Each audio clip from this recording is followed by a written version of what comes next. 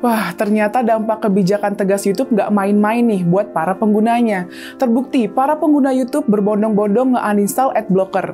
Sejumlah perusahaan yang nawarin layanan ad blocking bilang ribuan pengguna udah uninstall produk mereka. Uninstall massal ini terjadi setelah YouTube memperluas larangan penggunaan adblocker secara global. Salah satu perusahaan, AdGuard, bilang lebih dari 11.000 orang yang menghapus ekstensi Chrome-nya setiap hari sejak 9 Oktober. Sebelum YouTube nerapin kebijakan baru itu, angka uninstall berkisar 6.000 orang per hari. CTO AdGuard, Henry Meshkov, bilang ada 52.000 orang yang uninstall ekstensi Chrome AdGuard pada 18 Oktober lalu. Perusahaan ad blocking lainnya, Ghostery, ngaku melihat 3 hingga 5 kali lipat jumlah install dan uninstall harian selama sebulan terakhir.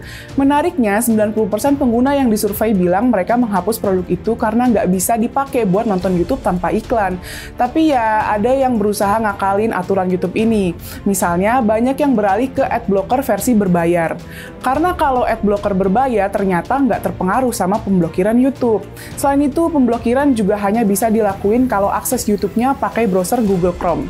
Karena itu, banyak juga pengguna mulai beralih ke browser lain. By the way, buat yang belum update nih, pada 17 Oktober lalu, YouTube keluarin peringatan bagi user yang pakai adblock. YouTube bakal memblokir video yang ditonton user kalau mereka masih pakai adblock. FYI, adblock itu salah satu ekstensi populer dengan lebih dari 200 juta pengguna aktif. Dengan menggunakan adblock, user nggak lagi terganggu sama keberadaan iklan.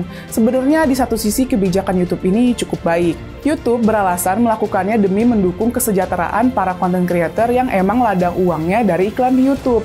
Otomatis kalau para pengguna ngeblok, ya para content creator ini pendapatannya menurun, bahkan nggak dapet sama sekali. Tapi di sisi lain, ini justru merugikan perusahaan yang emang bergerak di bidang pelayanan adblock. Jadi harus ada win-win solution nih ya. Kamu sendiri tim mana? Pro YouTube atau pro user yang pakai adblock? Komen di bawah ya.